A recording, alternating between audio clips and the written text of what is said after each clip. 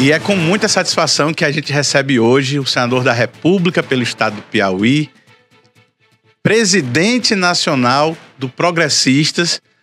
Aliás, está nesse cargo para além das projeções que eu tinha ali em 2023. Me surpreendeu, vou até perguntar sobre isso aqui a ele. Ciro Nogueira, seja muito bem-vindo ao nosso programa. É uma satisfação tê-lo aqui. Eu que agradeço, estava com muita vontade de participar desse programa novamente. Sabia, Ciro? Eu tenho uma boa lembrança de algumas entrevistas da gente. Você me deu uma entrevista lá na Jockey FM em 2018. E naquele ano de 2018, você, obviamente, já estava no topo do Congresso Nacional. Mas quando a gente passou por 2022, você saindo de um governo que estava derrotado nas urnas, ministro, tão próximo a Bolsonaro, depois de já ter estado com Lula, e esse retorno de Lula ao poder, me deu muito a impressão de que você não seria mais presidente nacional do Progressistas. Achei que talvez Arthur Lira, né, fosse tomar esse espaço, alguém indicado por ele, ou que o Centrão, covardemente, eu tenho que dizer isso, eu achei que o Centrão covardemente iria colocar alguém ali no Progressistas e nesse meio de campo, alguém mais alinhado ao governo. Não é o que está acontecendo. Ainda em 2023, antes da gente ter qualquer, vamos dizer assim, resultado deste governo atual de Lula, você se manteve no cargo e continua dando cartas no Centrão, no comando do Centrão. Como é que é isso? Me explica, como é que foi? Eu acho que coerência, né? Acho que é hoje muito importante na vida do homem público, das pessoas que hoje têm uma comunicação muito diferente com os seus eleitores, com as pessoas que você representa, do que era quando eu cheguei à vida pública há 30 anos, que as pessoas nem se lembravam de quem votavam para deputado. Hoje não, as pessoas têm uma... As pessoas lembram. Lembro e cobram. Hoje, quando eu voto no Senado, no segundo seguinte eu recebo no meu WhatsApp, nas minhas redes sociais, ou críticas ou aplausos, né? Então, hoje as pessoas, graças a Deus, estão acompanhando muito isso. Eu acho que a coerência, muita gente tinha duas expectativas, que eu ia perder a presidência. Sim. E que eu ia aderir pro Lula, né? Eu achei isso menos improvável, a adesão achei menos improvável. Muita gente, até porque as pessoas achavam, o próprio presidente Lula hoje tem uma frustração de eu não ter atendido... Teve um assédio. Que ele achava que o Ciro apoiou todos os governos, porque logo no meu, que tem uma relação boa com ele, ele não vai apoiar. Eu sei que ele tem essa frustração e eu espero um dia explicar isso para ele depois que ele deixar a presidência, né? Porque eu não quero mal ao presidente Lula. Eu tenho hoje uma decepção pelo seu governo. Eu fui contra ele voltar para o poder, porque acho que existe uma similaridade do que aconteceu com Lula, do que está acontecendo com Lula com o que aconteceu com Getúlio, que foi um grande presidente no início, depois voltou e foi um desastre, com o que está acontecendo com Lula, né? Hoje nós temos uma frustração absurda com o seu governo, né? A palavra é essa, frustração. Justificada. Justificado, porque ele prometeu demais, ele prometeu picanha, e hoje as pessoas estão passando fome, os carrinhos de supermercado estão vazios, a dona de casa, que ele prometeu que ia melhorar de vida, está indo no supermercado, cada vez compra menos com o mesmo dinheiro. Então as pessoas hoje estão completamente frustradas, com um excesso de promessas, que eu sabia que ele não ia cumprir, e hoje por isso que ele está derretendo nas pesquisas, por isso que ele hoje é uma pessoa frustrada de não poder ir na rua, né? Não poder ter mais... Que o Lula no passado era uma pessoa que trazia multidão, hoje só faz reunião. Sabe que é uma coisa que eu ainda não consegui entender de uma forma assim direta? Como é que o Lula ele não arrasta mais multidões, mas ganha eleição? Por quê? Ganhou a última eleição muito porque nós erramos, né? O presidente Bolsonaro, o presidente Bolsonaro sempre foi uma pessoa de grandes ações. Sim. Então, o seu governo foi um exemplo, mas pecava pelo excesso de falar algumas coisas que eram distorcidas na grande mídia. Ele teve a grande mídia completamente contra ele, né? Foi um absurdo que foi feito contra ele na grande mídia. Aí você que é um homem que conhece o que é bem corte, aí só uma coisa que ele falava, se cortava uma frase mal colocada, e aquilo que a grande mídia reverberava e tirava a imagem. Vou dar um exemplo. As pessoas sempre colocaram que o Bolsonaro era contra a vacina, mas ele vacinou a população toda, tá certo? Ele protegeu a população, né? Protegeu os empregos, mas passava-se a imagem que ele era um homem contra a vacina, tá certo? E são coisas que eram mal colocadas, né? Olha, eu na época da eleição, teve uma coisa que para mim foi decisiva, né? Eu tenho uma total convicção que nós temos um sistema eleitoral no que diz respeito às urnas seguro. Seguro. Votar é seguro. É seguro. Não quer dizer que não possa ser fraudado, e por isso que o próprio TSE, cada vez que passa, aprimora suas técnicas de segurança, né? Sim, tem que se atualizar, é natural, obviamente. Se fosse eternamente seguro, não precisava se atualizar. Mas as decisões do TSE foram que tomaram a eleição da gente. Aquela imagem do Bolsonaro imitando uma pessoa com falta de ar, que o Lula colocou do primeiro ao último minuto do propaganda eleitoral, não poderia ser colocada, porque ali é uma imagem fora do contexto. Você não pode colocar a imagem contra adversário fora do contexto. Fake news. A legislação obriga isso. E o TSE, numa decisão completamente absurda, nos tirou a eleição com aquela imagem. Aquela imagem tirou a eleição do Bolsonaro. Uma vez eu vi você falando que também não foi... você acha que aquela imagem tirou mais a eleição do que a Carla Zambelli andando armada e o Roberto Jefferson atirando em policiais? Tirou porque eu acompanhava a produtora do Bolsonaro era em frente à minha casa. Eu ia acompanhava as qualitativas. Aquela imagem do Bolsonaro tirou ali uns 5 milhões de votos. Com certeza. E uma imagem fora do contexto. O presidente Bolsonaro não quis caçoar daquelas pessoas que estavam sem ar. Né? Então foi uma imagem que o TSE não poderia ter permitido e permitiu, que nos tirou a eleição. No interior diz que se papai fosse mamãe, eu tinha 2 mães. Mas eu quero fazer o exercício do se aqui. Se fosse o contrário, o TSE não teria permitido o uso da imagem de Lula? No segundo dia. Várias imagens. Teria derrubado perfis que tivessem repercutido. Várias situações que a gente queira colocar o Lula com os ditadores que ele apoia, não pôde ser colocada. Tá certo? Muitas decisões, o TSE nessas decisões não tirou a eleição. Então, o tribunal não é justo. Seria isso? É que é justo. Se tem 2 pesos, 2 medidas, senador. Não foi justo. Nisso aí não, porque eles tiraram nossa eleição. Tirou a eleição de Bolsonaro com essas decisões. Eu até queria falar dessa parte do judiciário mais adiante, mas eu vou seguir no contexto aqui. Porque é o seguinte, eu vejo que hoje existe, a minha percepção, existe um poder acima dos demais. O judiciário, ele tem um poder de ponto final que hoje parece que não é só ponto final. É começo, meio e fim lá. Quem é que vai dar freio no judiciário e reequilibrar os poderes, senador? Ou o senhor acha que não existe poder demais concentrado? Não, hoje o que os ministros do Supremo Tribunal Federal se transformaram em ayatolás. Estão acima do poder. No Irã, os ayatolás estão acima do presidente da República, acima de tudo. Senador, vão prender o senhor. Você está conversando... Não, tô falando mas eu sou amigo de todos os ministros do Supremo, eu conheço bem. Eu sei que você conhece Cássio, conhece Mendonça. Não. O Alexandre é um grande amigo que eu tenho pessoal, é uma pessoa que eu tenho respeito. E eu digo isso para eles, que eles têm que dar um passo atrás, porque senão a próxima eleição do Senado vai ser só a questão de eleição, só de impeachment de ministro supremo. E isso é ruim. É ruim para a democracia, é ruim para as instituições, que existe um excesso de exposição dos ministros do Supremo. Eu tenho que dizer isso aqui. Você tá falando para mim que é amigo dos ministros do Supremo. Todos. O Congresso tem uma questão com o STF. A população hoje, a impressão que eu tenho é de que, no limite, a população média do país já não respeita o STF, tem medo, o que é diferente.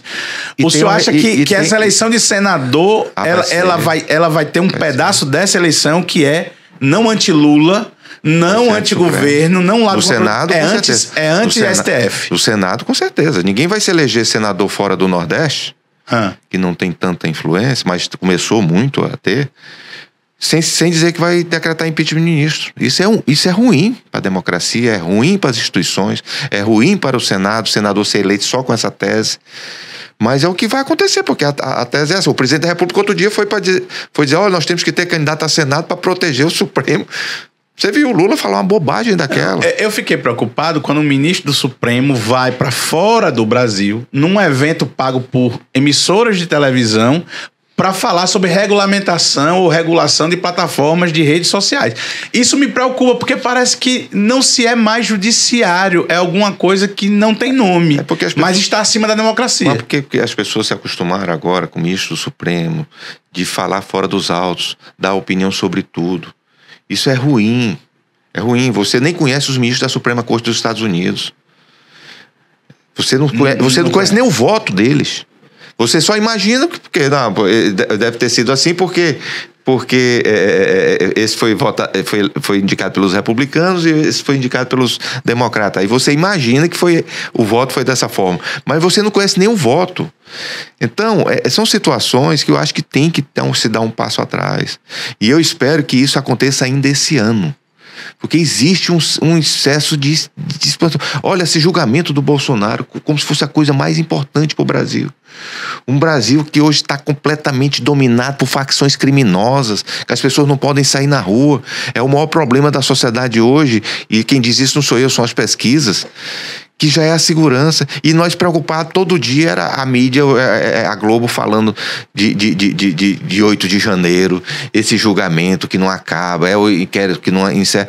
Meu Deus, com tantos problemas no país. Dá uma vontade de levar isso até o ano da eleição. Para ficar essa narrativa, e as pessoas, só que as pessoas estão caindo na real. Mas mesmo você sendo amigo e recomendando, em particular, eles que recuem, você teria coragem e você vê disposição num Senado um pouquinho diferente de votar impeachment e mandatos de... Eu espero que... Eu não sou favorável ao impeachment de ministro supremo. Eu acho que os ministros supremos têm que ter liberdade de julgar, têm que ter a tranquilidade de fazer os julgamentos. Isso é muito importante para o judiciário, porque pode ser... Hoje está contra o que eu imagino, mas amanhã pode estar a favor, e aí eu ser beneficiado com isso. Isso não é um erro. Juiz tem que ser juiz. A coisa mais absurda que eu vejo... tem juiz garantista, tem juiz dessa forma. Juiz tem que ser juiz. Não tem que ter... Tem que seguir as leis. Ser juiz, eu acho que a gente tem até que superar um pouquinho essa pauta, mas assim, já que a gente está falando do 8 de janeiro... Eu vi pela TV, ali tem criminosos, senador. Por favor, ali tem criminosos. Eu não vou dizer que 1000 pessoas... Não, ali não... Eu te pergunto, qual é o líder daquele levante? Pronto, então assim... Você não sabe nem o nome. O nome. Você não sabe nem o nome. Mas algumas pessoas cometeram crimes, ok. Crime que tem ali, crime de vandalismo.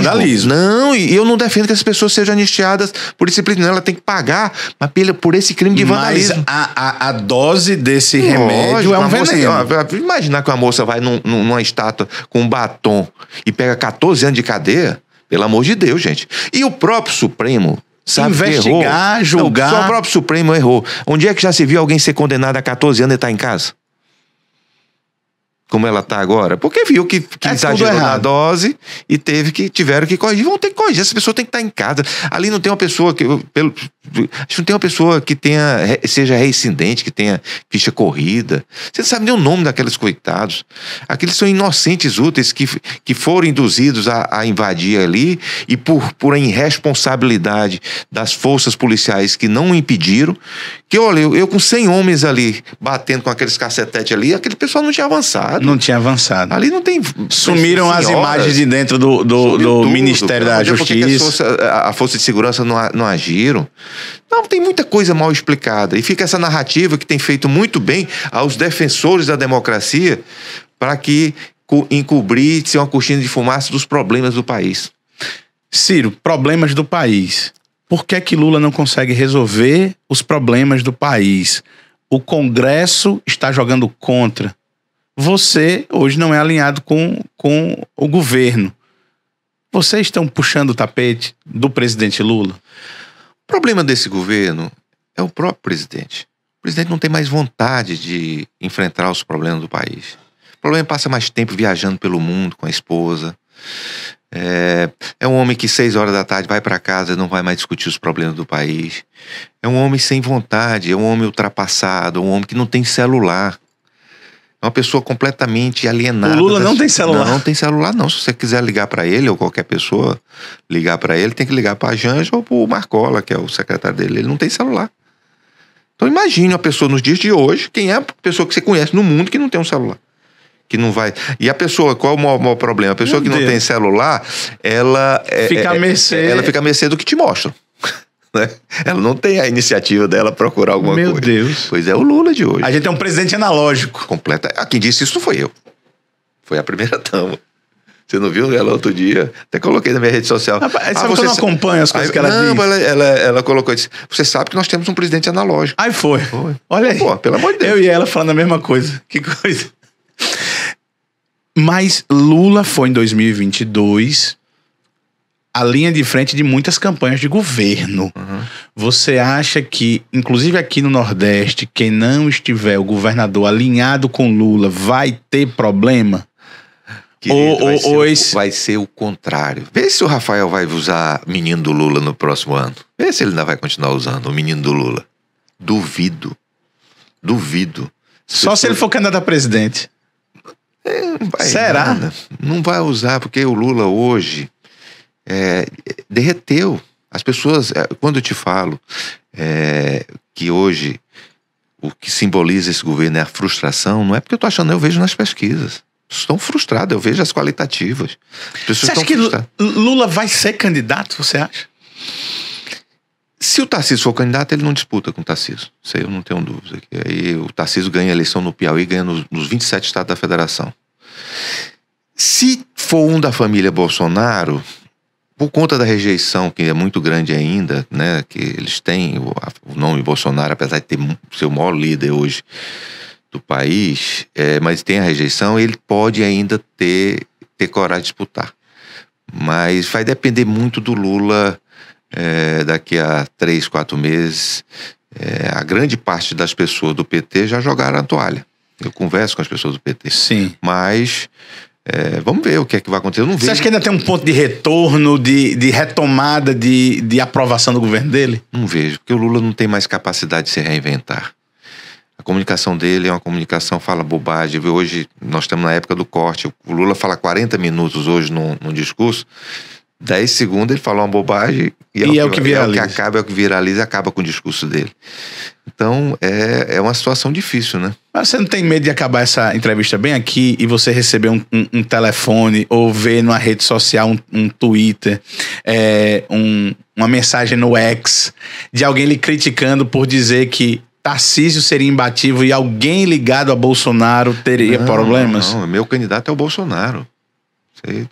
Meu candidato é o Bolsonaro ou quem ele apoiar.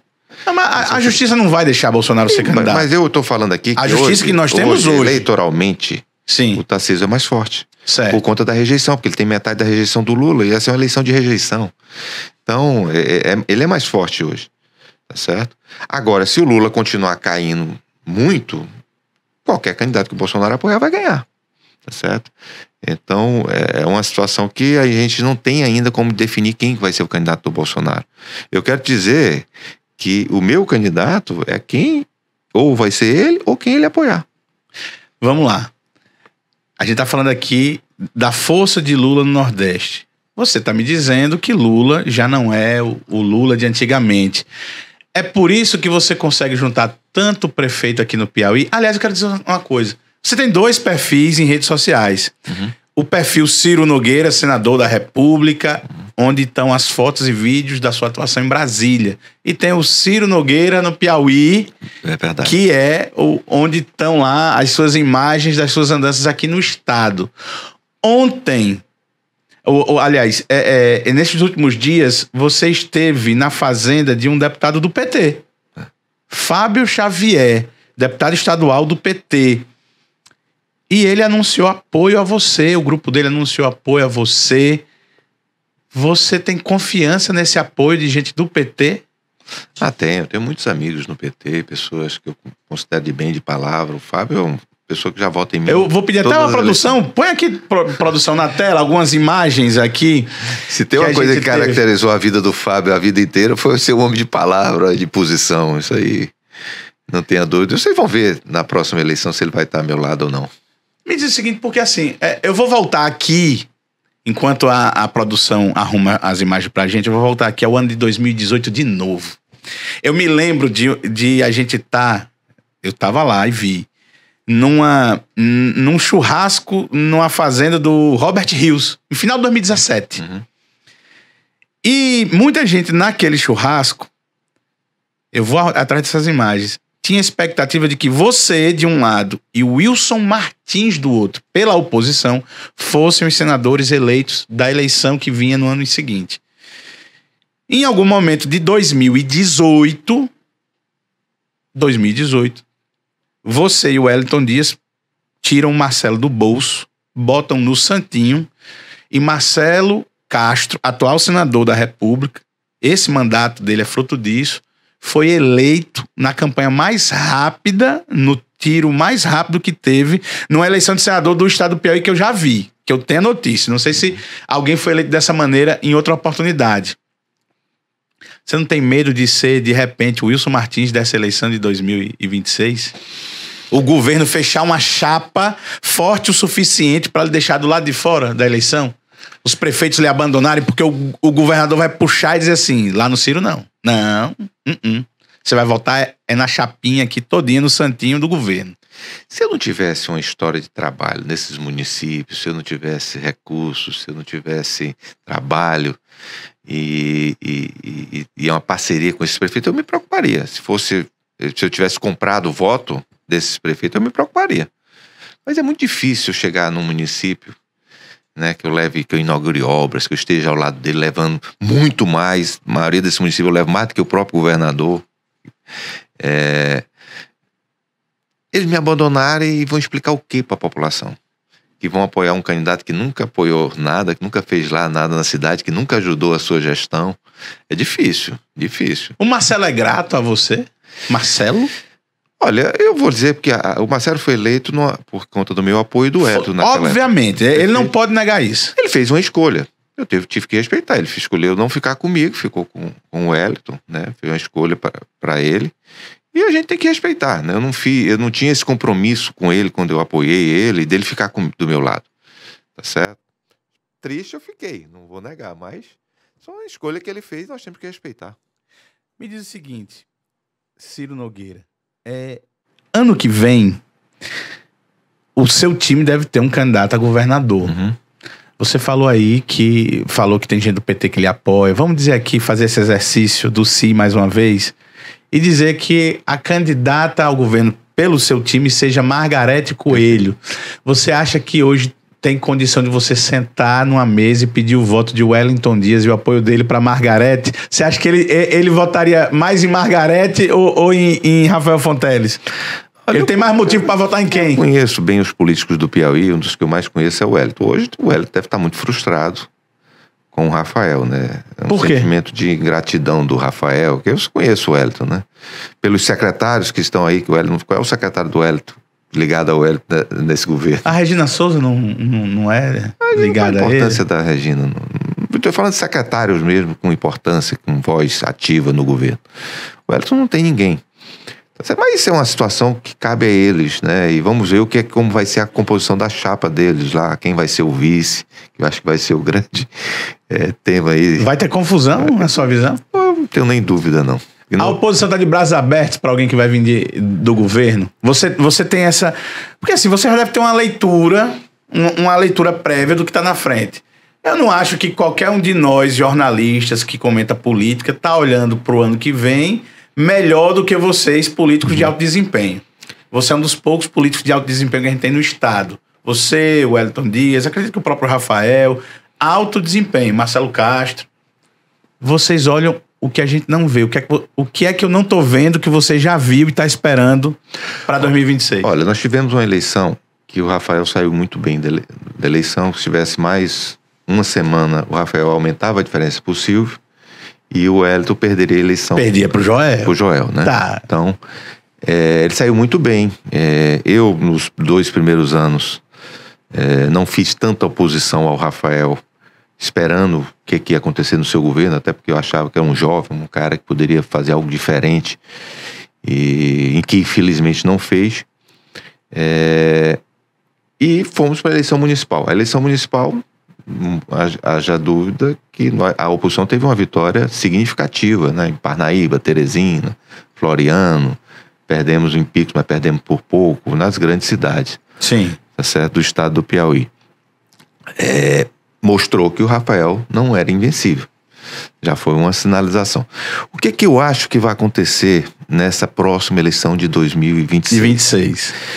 E que é a minha expectativa otimista. Certo. De acontecer muito o que aconteceu em 94 e aconteceu em 2002.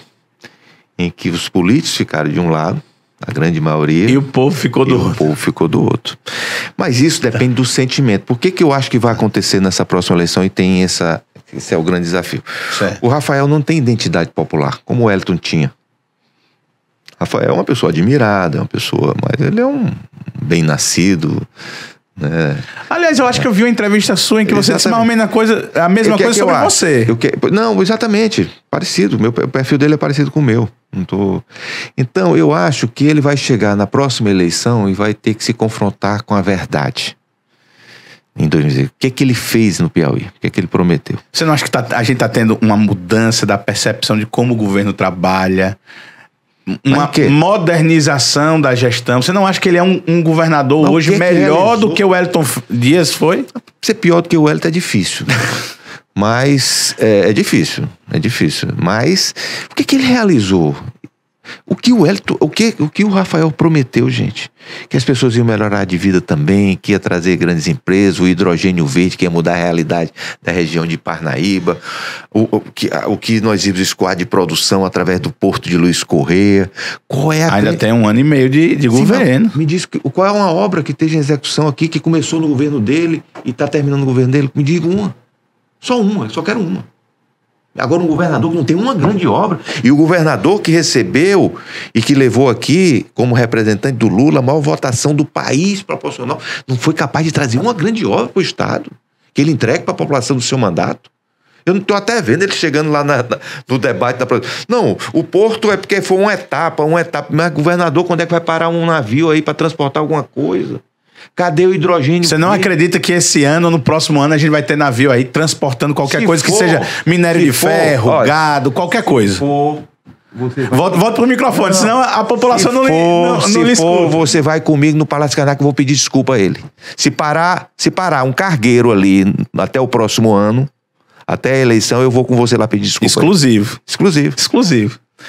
Prepara aí, eu sai aqui, porque é uma mentira, nem ele tem coragem. Eu torço pelo Piauí. Faz o seguinte, propõe esse desafio a ele. Propõe, quando você vai entrevistá-lo. Ele deve vir aqui nas próximas semanas. Governador, o senador Ciro me fez um desafio aqui, que vai parar um cargueiro até o próximo ano lá, para transportar containers lá de produção aqui no estado do Piauí. Posso fazer esse desafio? Pergunte ele. Ou então, governador, até o próximo ano o senhor vai entregar hidrogênio verde sendo transportado lá para a Europa. Tá certo? O governador, qual é a grande obra? A ferrovia, a hidrovia vai transportar, que ele está falando agora, voltou ao Alberto Silva, a hidrovia, vamos passar cargueiros aqui transportando mercadoria pelo Rio Parnaíba. Qual é a grande obra desse governador? Nenhuma. Tem um cara... E ele vai ter que se confrontar com a verdade no próximo ano. Tem um cara que você conhece, que é o Helder Eugênio. Uhum. Eu conversei com ele esses dias e ele me disse uma coisa sobre o Rafael. Não duvide de um homem com um plano. Que o Wellington não tinha. O Rafael tem um plano. Ainda assim, a gente tem que duvidar disso? Eu não acredito num candidato que não realiza. Tá certo? Um candidato só promete. um candidato ligado a você esqueceria essa história de hidrogênio verde, esqueceria essa história de porto, faria o quê? Olha, O que é que você espera de um candidato que vai estar na sua chapa? São duas coisas diferentes. Hidrogênio verde é uma coisa que a curto prazo não tem, porque como você pode produzir um quilowatt de energia gastando 2? Então, com consumo de água que nós não temos ainda como fazer, porque, só para você ter ideia, para produzir o hidrogênio verde que ele ia fazer em Parnaíba, nós tínhamos que ter 1,2 vezes a produção de água para Parnaíba. Lá em Parnaíba está faltando água, não chegou água ainda lá em Barra Grande. Então, Barra Grande ainda está com um carro-pipa, né? Carro-pipa. Então, para tu ver. Então, isso é impossível. O porto, aquilo ali tem que ser alguma coisa pesqueira. Não tem. Ainda hoje eu não entendo como é que os engenheiros de um porto podem fazer um porto na foz de um rio que se assoria todos os dias. É inacreditável como jogaram bilhões e bilhões. Não tem condição, porque não tem calado. O grande problema do porto de Luiz Correia é porque não vai ter calado nunca. Porque cava, cria o calado. Mas você é um custo que, se tiver só um porto no Brasil, tudo bem. Mas um porto de Pecém, então vários portos em todos os estados com porto, muito mais barato, isso aí. Mas você não pode botar um porto sendo dragado diariamente lá, porque é inviável economicamente. Senador, as chapas para o ano que vem, elas vão ter governador, vice, 2 senadores. Uhum. Você tem a expectativa, você já está procurando alguém para ser a sua dupla no Santinho? Que vai ter que ter. O que é que acontece nas pesquisas que nós fizemos?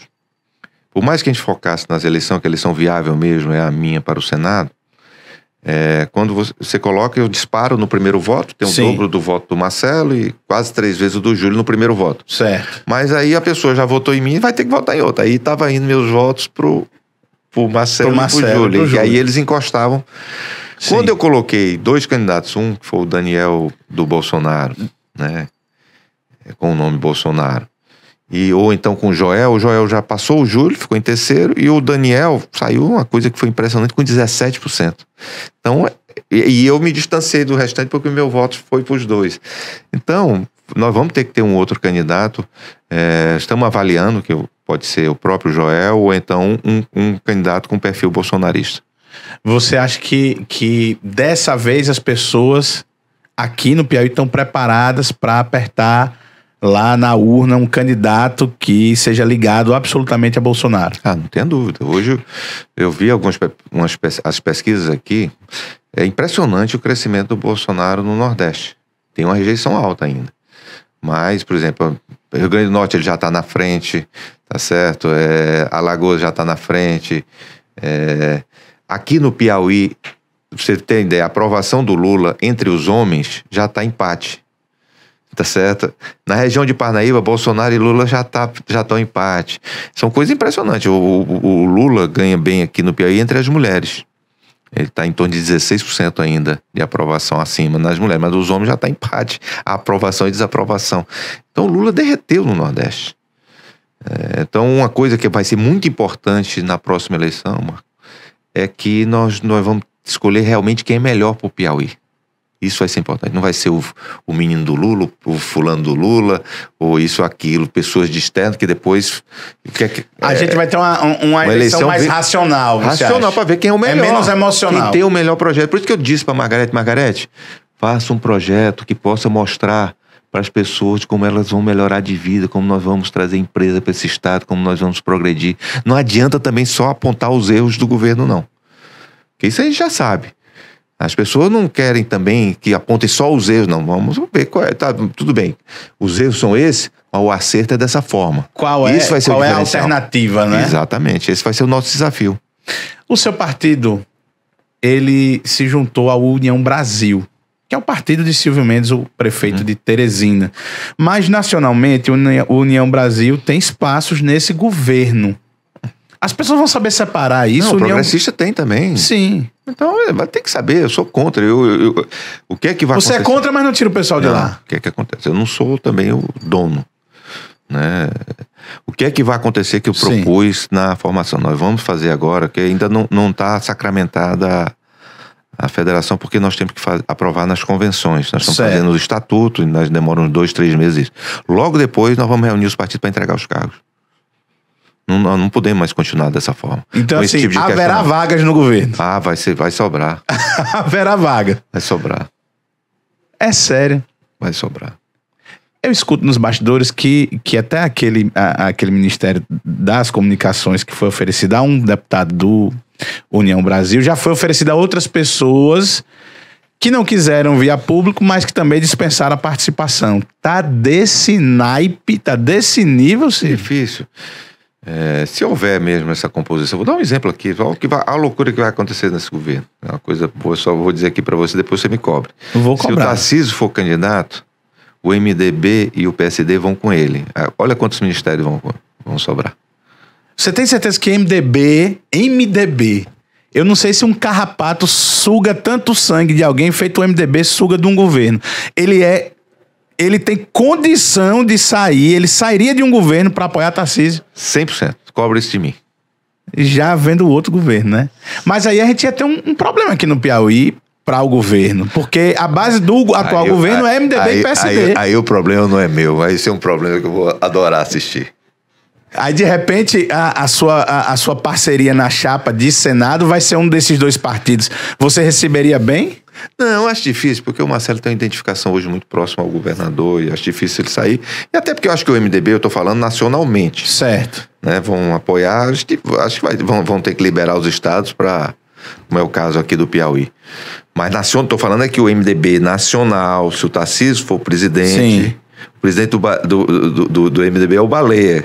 Sim. Vai estar com o Tarcísio. Mas aí eu entendo essa lógica do MDB, que assim, faz o que for necessário para sobreviver nos estados.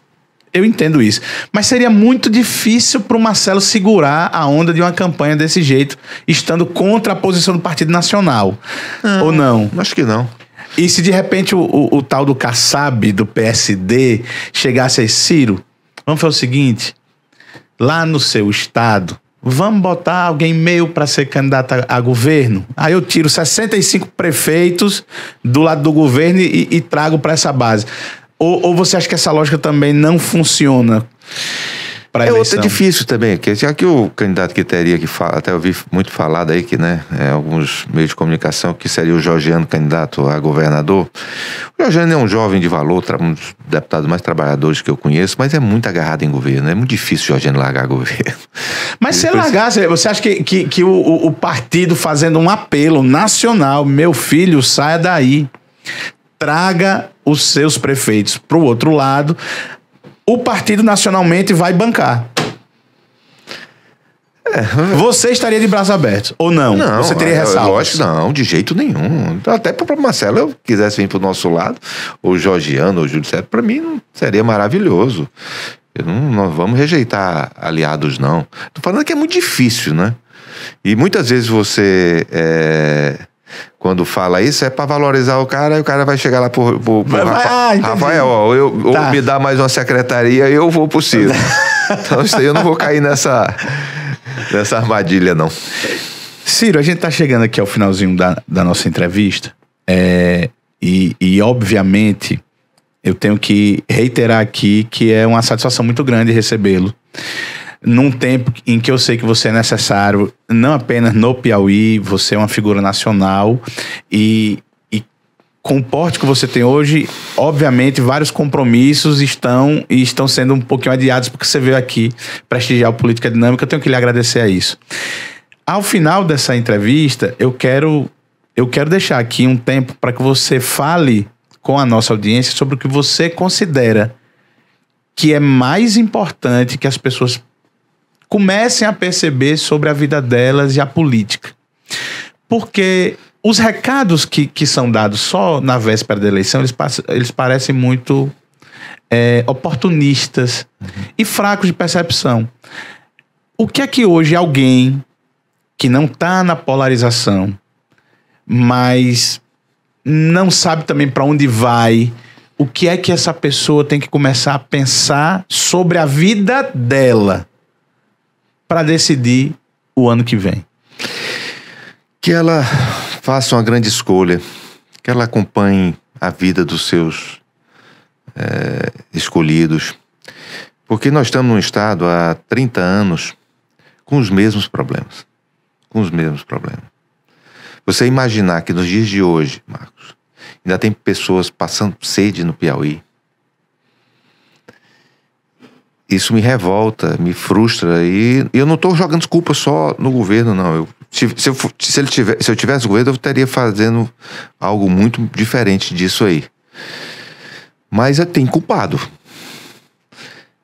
Que nós temos pessoas ainda aqui no Piauí que não tem banheiro. Você imagina a pessoa não ter um banheiro em casa. Então nós temos milhares de piauienses que não tem banheiro.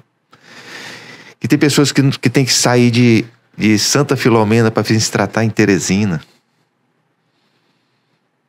Né? Nós temos que mudar essa realidade desse estado. Tá certo? E eu não estou aqui só para jogar pedra, não. Quero dar também minha parcela de culpa de estar nesses 30 anos, já fui governo aqui, e a gente não conseguiu resolver esse problema, mas chegou a hora. Você também não foi candidato a governador, né?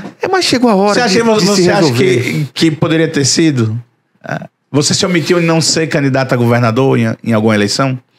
Olha, a eleição passada, o que aconteceu na eleição passada? Foi a grande frustração da minha vida, que esse estado hoje era outro se o Firmino não tivesse morrido. Se o Firmino não tivesse morrido, ele era governador hoje. Não tinha nem dúvida. Não existia nem Rafael. Mas ele morreu antes da eleição. Pois é, mas a eleição, botar o Firmino numa campanha com o Rafael, com a disposição dele, não tinha eleição aqui no Piauí. O Firmino hoje era governador. Quando houve, eu tive que buscar o Silvio, que já estava fora da política, ausente. Eu sou grato a ele foi de muita coragem de atender o nosso apelo. 2 vezes, né? Ele atendeu um apelo. Primeiro, de ser candidato. E foi um candidato, fez o possível para ganhar aquela eleição, contanto que de 2022. Eu acreditei, coloquei até Iracema como sua vice. Sim. E agora depois atendeu o meu apelo, que ele não queria ser candidato a prefeito, ele não queria, foi um apelo que eu fiz, e graças a Deus ele atendeu esse apelo. Ele vai me culpar pro resto da vida esses problemas que ele está tendo aí. O seu maior desafio da sua vida foi recuperar essa prefeitura. Mas eu acho que chegou o momento dos políticos do Piauí resolver os problemas e não usar esses problemas só na época eleitoral, porque não dá mais para ter um estado com tantas carências, com tantas frustrações, um estado que se promete tão fácil e não se cumpre, gente. Isso é muito impressionante, as promessas que se fazem. Como essa te falei, de prometer o porto, prometer o hidrogênio verde, e fica por isso mesmo, as pessoas não cobram. Ainda tem gente com sede, como tem aqui. Meu Deus do céu. E dá para ser feito. Vem águas do Piauí para resolver. Meu Deus. A água do Piauí tá dando mais problema aí. Por exemplo, tem uma doutora lá de Marcolândia que tá parada por conta dessa água do Piauí, porque agora... É um momento de transição, senador. Não dá esse crédito, ou não? Olha, eu vou fazer o seguinte, eu vou te deixar com sede uns 2 dias, e aí eu vou te dizer, rapaz, Marcos, vou te dar um crédito mais aí que tá chegando o carro-pipa. Olha, a pessoa quando tá com sede, que não tem água para tomar banho, para cozinhar, isso aí não dá para ter mais no Piauí nos dias de hoje, não. Não dá para se ficar falando em hidrogênio verde enquanto a população está com sede, não. Se a sede é tão urgente, você tem condição de ajudar esse governo ou o governo não quer que você ajude? Não, qual é a sua relação institucional com o governo? O que eu pude fazer, por exemplo, agora vou inaugurar a doutora de Curimatá, que vai levar água para aquela população, foi fruto do meu trabalho como ministro da Casa Civil. O que eu pude fazer, o que eu estou podendo fazer, ajudando os prefeitos piauienses para que eles possam, e eu tenho recebido eles, e a sua grande angústia é porque o povo está passando sede e eles estão sem condição e o governo federal não se preparou, o governo do estado se omite, até vendeu a empresa, e está tudo nas costas dos prefeitos levar água para o povo. Então, eu estou fazendo o que posso para ajudar financeiramente as prefeituras para poder resolver esse problema no Piauí. Ciro Nogueira, como eu disse, uma satisfação. Muito obrigado por ter vindo ao nosso programa. E certamente não vai ser a sua primeira visita. Foi só a primeira visita, né? Na verdade, não vai ser a última. Queremos tê-lo aqui mais vezes e, obviamente, também cobrando as coisas que você anda prometendo aqui. Pode cobrar. Eu sei que você é daquele jornalista que não deixa de fazer as suas perguntas porque é amigo, porque gosta, porque é simpatizante. Eu sou um fã do seu trabalho e quero estar outras vezes aqui com você. Eu gosto de você porque todo mundo que senta aí e que eu tenho alguma relação de amizade, eu digo, ó, meu amigo, eu falo logo, meu amigo, mas eu não alivio. Você entende, às vezes tem gente que não entende, né? O Júlio Arcoverde às vezes não entende, não. Ele fica com raiva. Mas tem dois trabalhos, é ficar com raiva e deixar de ficar com raiva. Porque a gente tem que fazer as perguntas que as pessoas querem que sejam feitas. O jornalismo não rende, né? Chega de ter jornalista só chapa branca aqui no Piauí. Tem que ter jornalista que possa fazer as perguntas que tem que ser feitas. Nas redes sociais a gente tem esse jornalista. Estamos aqui, na IEL TV. Essa foi a nossa entrevista dinâmica.